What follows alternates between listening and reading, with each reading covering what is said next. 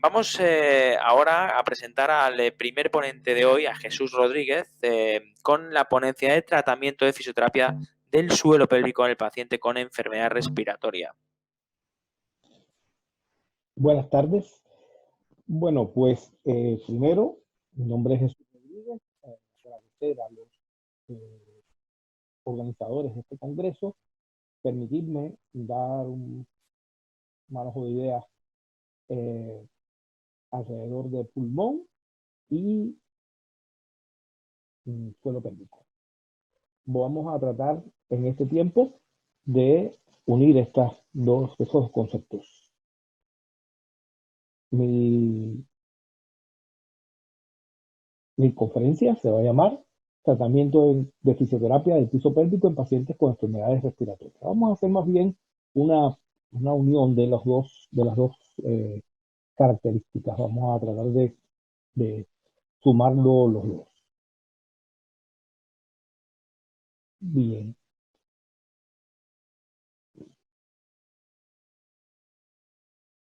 Vamos a... Ajá. Ok. Alguien se preguntará, bueno, en este momento que estamos en una situación tan crítica que vive el mundo entero y España en particular con la problemática del coronavirus, alguien se podrá preguntar, pero eh, ¿es un problema tan grave? Bueno, fíjense esta lámina lo que plantean los expertos. Primero, la recuperación del daño pulmonar lleva tiempo. Existen lesiones iniciales en los pulmones que siguen de cicatrices y otros elementos de complicaciones.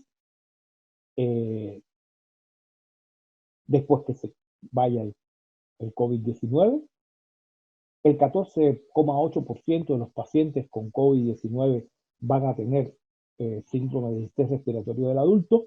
Los sobrevivientes del síndrome de distrés respiratorio del adulto a menudo van a tener fibrosis pulmonar, el 36%. Y por último, el 30% de los pacientes con síndrome respiratorio del adulto, síndrome de distrés respiratorio del adulto, van a desarrollar fibrosis pulmonar a los 3 o a los 6 meses después de la infección. Es decir, que ahora lo que viene es un evento respiratorio crónico que va a aumentar bruscamente en España, en el mundo entero, y debemos estar preparados para esta nueva eh, circunstancias que nos lleva a la vida. Entonces, vamos a ver cómo respiramos. Vamos a empezar por los pulmones. Respiramos a través de la ley de Broglie, es decir, a mayor volumen, menor presión. Cuando vamos a tomar el aire de los pulmones se ensanchan. Al ensancharse disminuyen la presión intratorácica. Esta presión intratorácica disminuye la presión alveolar. La pleura baja mucho la presión, se hace muy negativa. Estira los alveolos se ensanchan, disminuye su presión y por lo tanto el aire que está en el exterior, que tiene una presión mayor que el que está en el interior, pues hace que penetre el aire. Cuando sucede lo contrario, pues se estrecha la cavidad torácica, aumenta la presión en el interior del tórax, aumenta la presión en el alveolo, la presión alveolar supera la presión atmosférica y el aire sale. Es decir, el pulmón no funciona solo. Eso es algo que hay que tener claro. El pulmón es una estructura que necesita obligatoriamente de esa bomba mecánica que es la caja torácica y sus músculos para poder funcionar. Esa bomba mecánica es muy importante y esa bomba mecánica está compuesta por músculos.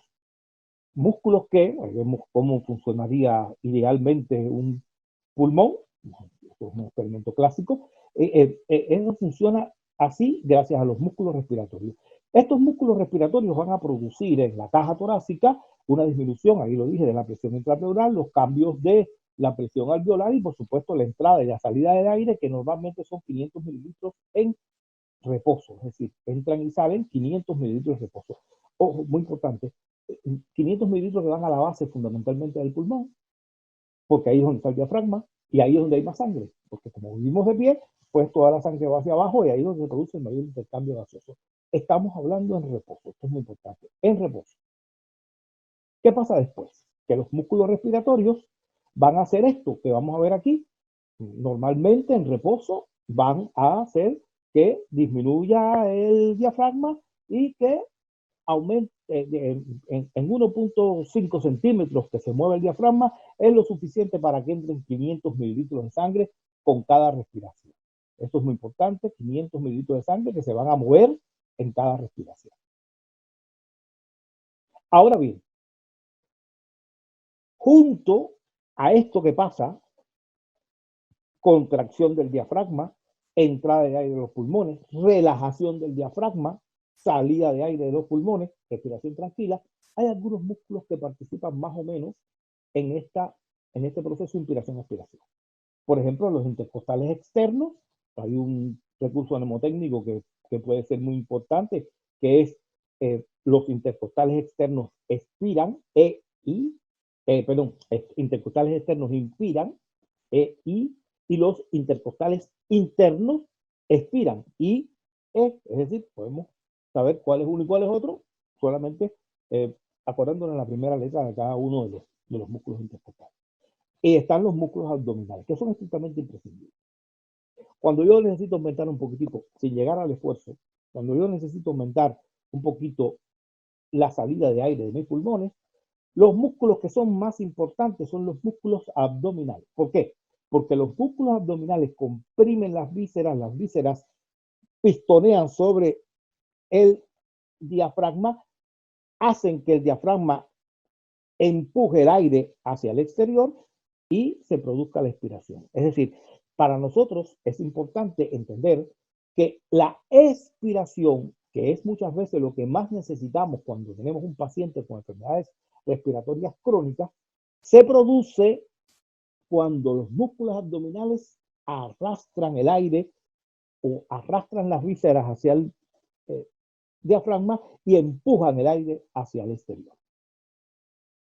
Aquí están todos los músculos porque necesitamos entonces en otro momento, cuando hacemos un ejercicio físico o cuando necesitamos hacer una expiración forzada o cuando tenemos tos, un problema que vamos a ver después que está muy vinculado al piso pélvico, pues ahí tenemos entonces músculos auxiliares de la respiración. Fíjense que los inspiratorios están todos en el tórax, pero los expiratorios están en el abdomen. Uno de los más importantes, o los más importantes son el recto, el oblicuo mayor y el oblicuo menor. Hay otros músculos, pero estos son los más importantes en la expiración. Después veremos qué pasa en el piso pélvico. Esto es lo que pasaría cuando yo inspiro, lleno mi tórax y ¿cómo se llama? El abdomen protruye y cuando yo expiro, el abdomen se contrae y el aire sale. Esa sería más o menos una representación de lo que pasa ahí. Ahora bien, el diafragma es un músculo muy importante. ¿Qué va pasando en la medida en que vamos teniendo problemas respiratorios? En la medida que vamos teniendo problemas respiratorios, va a suceder que el diafragma va a empezar a debilitarse o a sobredistenderse o a estirarse un poquito más. ¿Por qué? Porque el diafragma, que tiene una forma de cúpula, va a empezar a descender y va a recibir mucho aire el pulmón, que la única zona de escape que tiene, por supuesto, un poquito en los intercostales, pero muy poca cosa, pero la mayor parte va a ir hacia abajo, que es donde tiene un espacio para poder avanzar, y va a ir estirando el diafragma. Pero el diafragma tiene, para funcionar adecuadamente, que tener una óptima longitud entre la actina y la miosina. Es decir, la actina y la miosina deben funcionar de manera adecuada. Aproximadamente de 2.5 a 2.7 micras es el tamaño que se permite adecuadamente para que funcione bien el diafragma. Si se estira mucho más, la actina y la miosina pues no pueden funcionar, es decir, no funcionan bien y ahí hay un conflicto de espacio que no nos permite funcionar adecuadamente. ¿Qué es lo que sucede? Que cuando hay hiperinflación, es decir, cuando el diafragma está distendido, entonces sucede lo siguiente. Hay una disminución del número de sarcómeros. Es decir, hay menos masa muscular activa. Pero hay además superposición de los filamentos delgados y gruesos, es decir, de la actina y la miosina, disminuyendo la longitud y la masa muscular. Y esto trae como consecuencia que el diafragma se vuelva ineficiente. Vamos a ver ahora qué es lo que sucede dentro de todo este sistema cuando respiramos. Vamos a imaginar una forma que siempre se ha usado, que es la de el alveolo monoalveolo, convertir todos los alveolos en un solo alveolo. Y aquí vamos a ver lo siguiente. Fíjense, cuando se produce la expiración forzada, los alveolos que rodean a los bronquios comprimen los bronquios, permitiendo que haya un espacio que se conoce como el punto de igual presión, que es el punto que va a limitar el flujo de aire. Es decir, la presión va a botar el aire hacia el exterior, pero el aire va a pasar por un espacio que es el que dejan los bronquios apretados por los alveolos llenos de aire para salir al exterior. A ese punto se le llama punto de igual presión.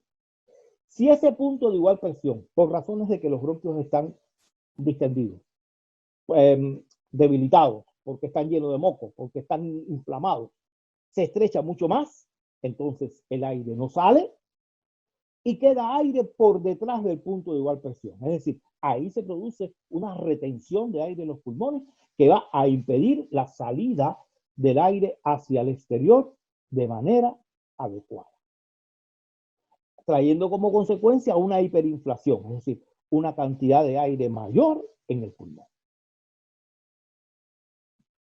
Aquí vemos las presiones para que ustedes vean lo que les estoy diciendo, cómo se estrecha el espacio donde va a pasar el aire, el último espacio que dejan los bronquios, el calibre óptimo para que salga el aire, que se va a sentir afectado por estas estructuras. ¿Cómo evaluamos la función pulmonar? Esto es muy importante. Tenemos dos elementos para evaluar. Uno, la espirometría, donde vamos a encontrar las enfermedades obstructivas y restrictivas. Es decir, las enfermedades que hagan un patrón de obstrucción de vía aérea, con retención de aire por detrás del punto de igual presión y además con una curva característica donde se prolonga la expiración mucho por eso mismo, porque hay un espacio que no permite sacar el aire. Es decir, los 3 segundos que debe durar una expiración forzada se convierten en 4, 5, 6, 7, 8, 9 y 10 dependiendo del estado funcional del paciente. Y la restrictivo, que es donde el pulmón no se puede distender o no se puede estirar adecuadamente y produce pues, una curva totalmente diferente. Los valores normales de la espirometría van a depender siempre de la edad, la estatura, por sexo, es decir, para los hombres y para las mujeres. Y también tenemos otro elemento importante para poder medir, que son las presiones respiratorias máximas, donde también hay valores para hombres y para mujeres que nos permiten saber en centímetros de agua cuál es la fuerza que tiene el aparato respiratorio para botar el aire de sus pulmones. Es decir, si entrenamos el diafragma, el músculo abdominal, que vamos a ver ahorita, y hacemos una buena expiración forzada, pues por supuesto habrá una mayor presión y habrá una mejor espirometría. Vamos a ver ahora el suelo pélvico. El suelo pélvico con sus haces tienen una sola contracción voluntaria. Cuando se contraen de manera voluntaria, lo hacen masivamente, es en un movimiento cráneo-ventral que levanta hacia adentro, así que levanta hacia el abdomen, o hacia las vísceras, y se aprieta alrededor de la uretra, de la vagina y del recto. Un solo movimiento conocido de voluntario del músculo pélvico. La función está entonces en que estos músculos no funcionan de forma aislada, sino funcionan todos en conjunto, cooperando con los músculos de la cavidad abdominal. Vamos a ver en un esquemita cómo es que lo hacen. Va a haber va a ser predominantemente con los músculos abdominales anterolaterales, particularmente, y esto está en función no solamente de lo que hemos hablado hasta ahorita, sino también de que para el cuerpo humano la posición erecta de la persona hace que hay una estabilidad interna muy importante en los músculos del suelo pélvico, es decir, estar en posición correcta, adecuada, pues nos lleva a tener una buena salud del piso pélvico. Están entonces estos músculos que son los transversos del abdomen, los oblicuos internos y el diafragma torácico, el resto de los músculos que contribuyen con el piso pélvico. Fíjense que estamos yendo ahora desde el piso pélvico hasta el abdomen, hasta el tórax, perdón, hasta el diafragma. Es decir, todo esto lo consideramos un solo sistema, un solo aparato. Fíjense por qué. Porque a todo esto se le ha llamado core o núcleo. Hay quien lo ha visto como una lata de refresco. A mí me parece interesante, pero no del todo. Pero bueno, imaginativamente pudiera suceder así. Y ahí vemos, por supuesto, que esta estructura tiene a la vejiga, su función, al genital femenino, sobre todo, con su función también, y sostener el piso pélvico, todos los órganos, para que estén de forma adecuada. Pero también ayudan a la respiración. Y esto para nosotros es un elemento muy importante. ¿Cuál es la mecánica del suelo pélvico? Bueno, cuando hay tos, por ejemplo, una tos normal, el suelo pélvico, que como vemos tiene forma de hamaca, se levanta y lleva hacia arriba todos los órganos, los sube hacia el abdomen. Esa es una función normal. Vamos a ver aquí en esta imagen, que es una tomografía de pie de un paciente, cómo al subir el diafragma, pues el piso pélvico sube. He hecho una más pequeña, una más cercana para poderlo ver mejor. Vean aquí cómo la vejiga asciende, fíjense cómo esta línea es más corta porque hay un ascenso de la vejiga hacia la cavidad torácica. Eso es en reposo. Para que haya una disfunción del suelo pélvico, entonces toda esta estructura tiene que ceder. Entonces usamos el clásico ejemplo del barquito que nos permite ver que el suelo pélvico, cuando está lleno de agua y tiene el barquito sus amarras cortas, pues por supuesto está en su lugar. Pero cuando disminuye el nivel del agua, las amarras se estiran y el barquito desciende. El barquito serían los órganos del piso pélvico. Y ahí es donde tenemos la problemática del suelo pélvico. Vamos a ver en una respiración normal cómo funcionan las fuerzas. Y esto nos va a permitir entender lo que pasa en el interior del organismo. Cuando inspiramos, desciende el diafragma y entra el aire. Pero en el abdomen, al descender el diafragma, aumenta la presión en el interior del abdomen, protruye el abdomen hacia el exterior y hay una pequeña retracción del suelo pélvico tratando de compensar el aumento de volumen de la cavidad abdominal. Y cuando se expira, entonces, pues el piso pélvico hace lo contrario. Se bomba, tira hacia arriba, hace presión, las vísceras abdominales hacen presión y todo esto hace presión sobre el diafragma para que el aire salga. Ahora, ¿qué pasa en la tos? En la tos, como hay un cierre de la glotis y se produce un espacio cerrado, el aumento de la presión es mayor. Y entonces, el piso pélvico tiene que hacer un esfuerzo mayor para ayudar hacia arriba a las vísceras a expulsar el aire hacia el exterior. ¿Qué pasa cuando hay un trastorno en el piso pélvico? Cuando hay un problema en el piso pélvico. ¿Qué es lo que sucedería entonces? Bueno, estamos hablando entonces que pasaría esto. En una disfunción del suelo pélvico, los aumentos de presiones en la cavidad abdominal van a hacer que el piso pélvico, en vez de protruir hacia el abdomen y tratar de ayudar a las vísceras para que empujen al diafragma y boten el aire, lo que hace es que se retrae. Y al retraerse, empuja hacia abajo los órganos del piso pélvico y ahí vienen los síntomas, tanto en hombres como en mujeres, que van a afectar a la población y esperamos que con esta nueva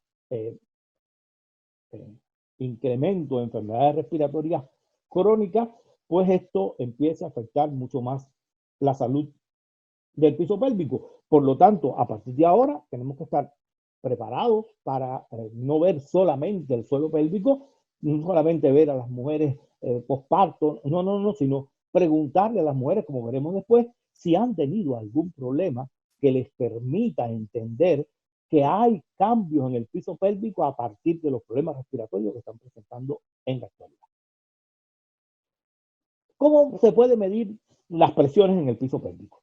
Bueno, la presión intravesical, que es el método más frecuente e inocuo para medir la presión intraabdominal, se mide colocando un poco de líquido y midiendo la presión ahí. Esa es la forma que se mide toda la presión abdominal. Es una forma bastante adecuada. Y aquí tenemos algunos valores que son interesantes. Fíjense, en posición supina, -1 de máximo y 6 de mínimo, con una media de 1,8 milímetros de mercurio.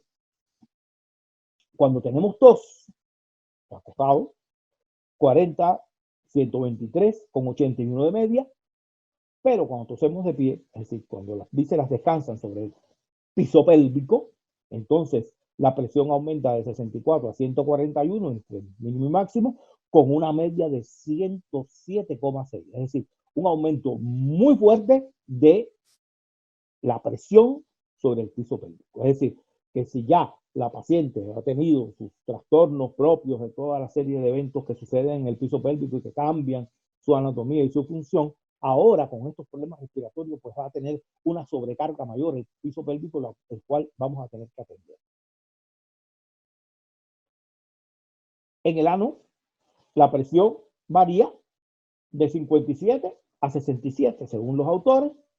En una compresión máxima, pues estamos hablando de 118 a 140 milímetros de mercurio. Esas son las presiones normales, para tener una idea de cómo funciona todo esto.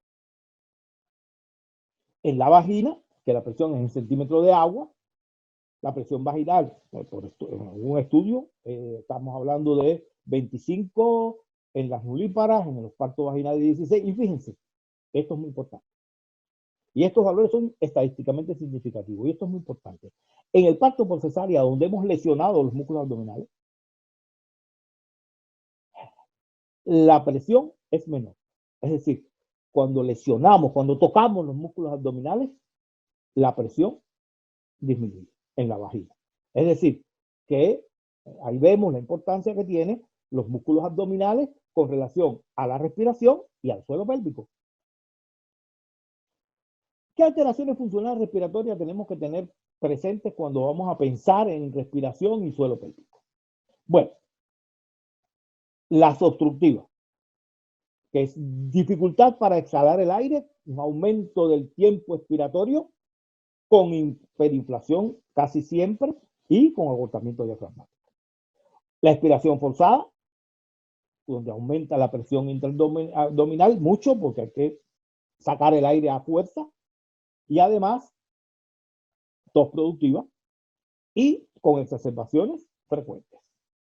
En la restrictiva, que es la otra que nos atiende, ahora, o que vamos a atender, ahora el uso es excesivo de los músculos accesorios de la inspiración, porque el aire no entra, hay que ayudarlo, por eso es que los pacientes tienen muy desarrollados los esternocleidos mastoideos y los músculos que se ven en el tórax. También hay un cambio en la relación longitud-tensión del diafragma, hay pérdida del yo puse cumplimiento, pero realmente a mí me gusta más el término adaptabilidad, sea compliance, pero a mí me gusta más adaptabilidad. Es la adaptabilidad de la caja torácica, porque la caja torácica no se estira y se encoge como un muelle, sino que se adapta, porque dentro tiene una serie de estructuras viscosas, vasculares, sangre, que necesitan acomodarse de manera lenta a los movimientos. A mí me gusta más el término adaptabilidad pulmonar, término que se acuñó hace muchos años.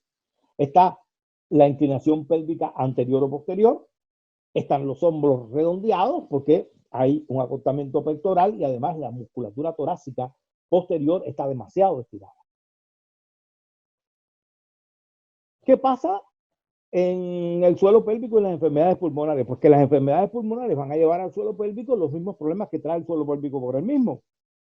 La incontinencia urinaria, la incontinencia fecal, la disfunción miccional y el linfedema. Linfedema que ha sido muy discutido, pero que muchos autores plantean que sí, que hay un edema discreto, no visible a nivel del piso pélvico, que el piso pélvico se llena de líquido.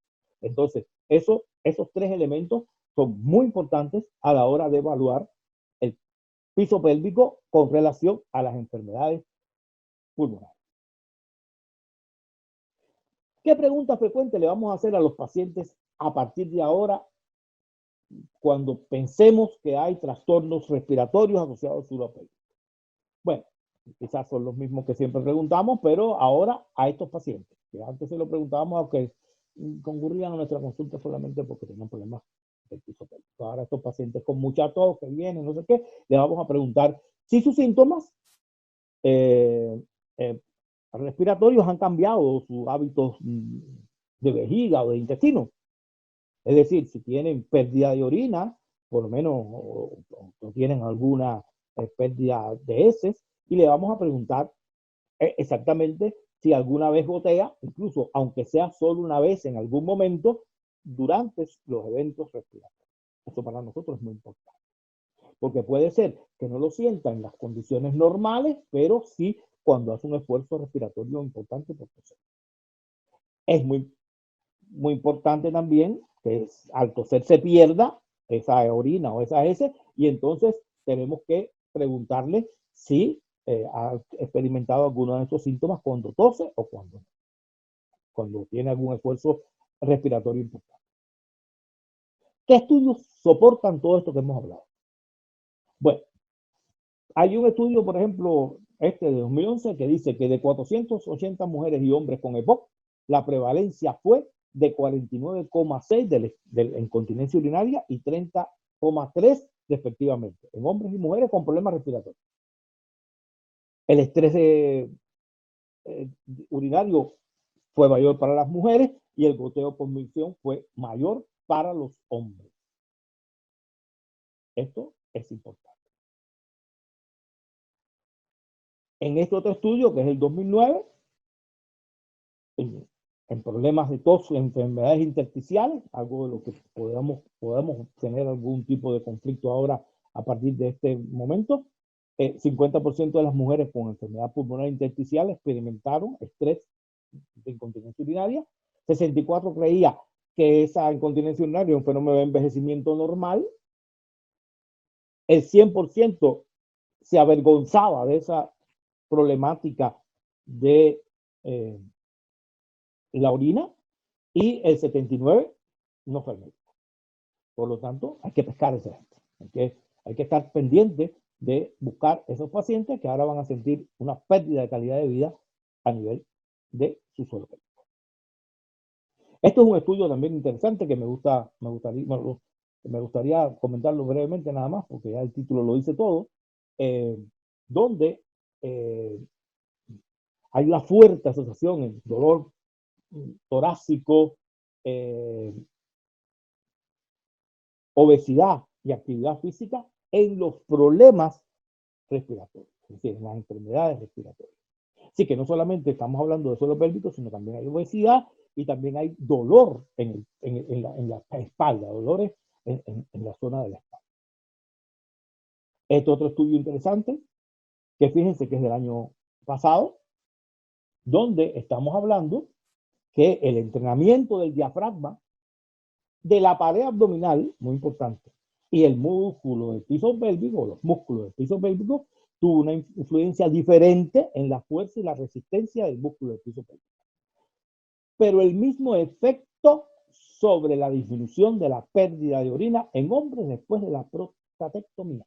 Es decir, que si yo actúo sobre el diafragma y la pared abdominal a la vez, viéndolo como un todo respiratorio y a su vez incluyo el piso pélvico, voy a tener una impresionante mejoría con relación a los trastornos del suelo pélvico. Entonces, en este caso son prostatectomizados, pero bueno, es igual. Este otro estudio, que es interesante, es el 2018, es un estudio de Cochrane, donde con los datos disponibles, son muchos artículos revisados, con los datos disponibles podemos estar seguros que el entrenamiento de los músculos del piso pélvico puede curar o mejorar los síntomas de incontinencia urinaria y todos los demás síntomas del suelo pélvico. Es decir, que si unimos al suelo pélvico en los músculos del aparato respiratorio, vamos a tener un avance en nuestros pacientes con relación a su calidad de vida. Bueno, estas son las conclusiones, aunque después tengo otra herramienta más. Las conclusiones dicen, debemos estar preparados para enfrentar el futuro, que será marcado por un incremento de las enfermedades respiratorias que a su vez arrastrarán al suelo pélvico hacia la disfunción. Por lo que si queremos resolver el problema a nuestros pacientes, debemos rehabilitar no solo los pulmones o el suelo pélvico, sino verlos como un conjunto armónico que necesita un tratamiento conjunto para su funcionamiento adecuado. Y alguien me preguntará después de estas conclusiones, ¿y tengo cómo controlar a ambos? Es decir, ¿puedo controlar pulmón y suelo pélvico? Sí, a través del biofeedback. El biofeedback, que no es el biofeedback que estamos muy acostumbrados a tener un sensor que mide y vemos en la vagina. No, no, no. Aquí estamos hablando de un biofeedback un poco más complejo, que tiene la posibilidad de medir la electromiografía, que tiene la posibilidad de medir la respiración, que tiene la posibilidad de medir la vagina, es decir, la presión en la vagina, la presión anal, y todo esto lo podemos conectar de tal manera que podamos primero evaluar cómo está el paciente y después, en una segunda oportunidad, evaluar cuál ha sido la evolución del paciente en estas circunstancias. Entonces, con esto concluyo y le doy las gracias por su atención y le doy las gracias con una imagen de una mujer que